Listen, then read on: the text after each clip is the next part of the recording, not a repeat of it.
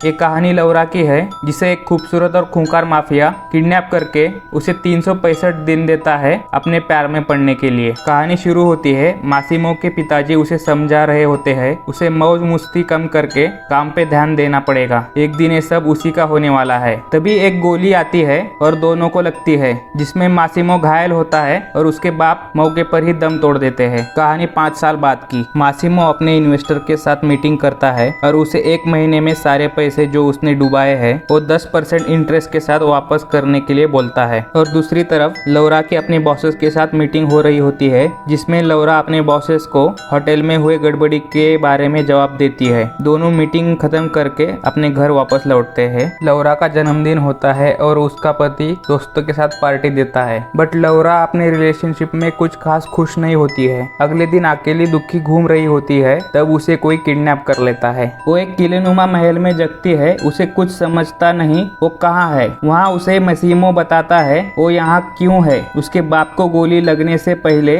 उसने लौरा को देखा होता है, तब से वो उसे पूरी दुनिया में ढूंढ रहा होता है और उसे 1 साल का वक्त है जिसमें वो बिना किसी दबाव से उसे पाने का ट्राई करेगा अगले बर्थडे तक। जिस पर लौरा गुस्सा होती है, मैं कोई चीज नहीं हूँ जिसे तुम्हें पाना है, मेरा ऑलरेडी एक बॉयफ्रेंड है और उसके साथ मैं खुश हूँ बोल के वहाँ से उठ के जाने लगती है। उसे जोर से पकड़ के सोफे पे पटक देता है और मुझे अपना असली चेहरा दिखाने पे मजबूर मत करो बोल के छोड़ देता है। तभी लौरा उसी की गन उस पे तान देती है। मासिमो उसे शांत करने के बहाने गन छीन के उसे दीवार से लगा देता है। तभी वहाँ पर उसके आदमी आते हैं और उसे छोड़ के वहाँ से चला जाता है। लौरा वहाँ से भागने की कोशिश करती है और बाहर आके देखती है मासिमो एक आदमी को गोली मार देता है और लौरा भी वहीं पे बेहोश होके गिर जाती है। सुबह उठ जाती है, तब वहाँ बाजू में मासिमो बैठा होता है। उसका हालचाल पूछता है। लौरा उसे अपना मोबाइल और लैपटॉप मांगती है। वो टाइम आने पे सब मिल जाएगा और रेडी हो जाओ, हमें दूसरे देश जाना है बोलता है। लौरा गुस्से से बोलती है, मैं कोई खिलौना नहीं जिसे तुम कभी भी और कहीं भी लेके जाओ, ऐसे किसी से कभी प्यार नहीं होगा बोल के उसे धक्का देती है। तब मासिमो उसे गुस्से से बेड पे पटक देता है और लौरा उसे थप्पड़ मार देती है। नाजुक लड़कियों पे गुस्सा अच्छा नहीं लगता है और वैसे भी मेरा बस तुम पे नहीं चलता बोल के वहाँ से चला जाता है। लौरा को जबरदस्ती साथ में ले जाके अलग अलग जगह से ढेर सारी शॉपिंग्स करवाता है और एक बार जब वो अंडरगारमेंट्स पहन के देख रही होती है, तब अंदर चला जाता है। उसे बाहर जाने बोलती है, नहीं तो मुझे तुम ऐसा आखिरी बार देखोगे। तो वो उसका गला पकड़ के बोलता है, मैंने ऑर्डर किया है, मैं डिसाइड करूंगा कि कब और क्या देखना है। बाहर आके चड्डी उसके मुंह पे फेंकती है और बोलती है, खुद ही पहन के देख लो। भाग के बाहर आके वो पुलिस वाले से मदद मांगने लगती है, तो मासिमो को देख के पुलिस वाले भी गुड मॉर्निंग बोल के वहाँ से चले जाते हैं। मासिमो उसे बोलता है, तुम्हारे हाथ में है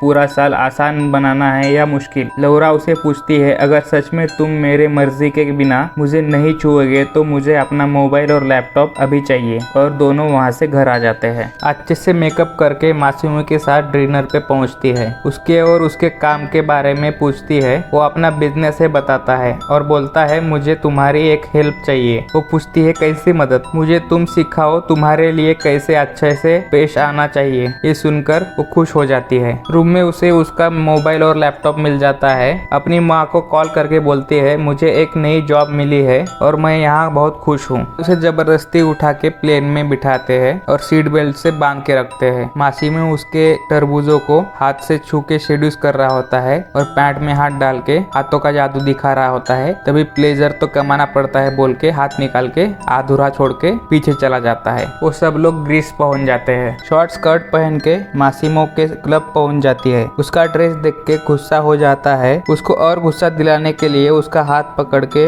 अपने नीचे लगाती है और तुमसे कुछ नहीं हो पाएगा बोल के वहाँ से चली जाती है। दोनों ब्लैक ड्रेस पहन के रात में पार्टी में पहुंच जाते हैं। वहाँ पे आना मिलती है और खुद को मासिमो का पहला और सच्चा प्यार बोलती है और उसे तुम्हें मार देगी बोल के चली जाती है। ये सुन के लौरा को बुरा लगता है और वो वहाँ से चलने के लिए बोलती है। वहाँ से दोनों वापस घर आ जाते हैं। लौरा को बोलता है, कल तुम्हारी 8 बजे पोलैंड की फ्लाइट है। तब लौरा के चेहरे पे एक नाखुशी सी दिख रही होती है। मासिमो उसे आई लव यू बोल के वहाँ से चला जाता है। लौरा पोलैंड जाके उसकी दोस्त से मिलती है और मुझे प्यार हो गया है बोल के अपनी कहानी बताती है, बट उसे इस रिलेशनशिप का कोई फ्यूचर नहीं होता ऐसा लगता है। वहाँ से दोनों स्पा जाके ग्रूमिंग करती है। दोनों रात में पब जाते हैं, मस्ती से खूब ड्रिंक करते करते होते हैं तब लौरा का वो पुराना बॉयफ्रेंड मिलता है। वो उससे माफी मांगता है और मनाने की कोशिश करता है बट वो नहीं मानती। फिर भी उसके साथ उसके पीछे पीछे मनाते हुए घर तक पहुंच जाता है। लौरा दरवाजा खोलती है तब वहाँ मासीमो बैठा होता है। उसे देख के उसका एक्स चला जाता है।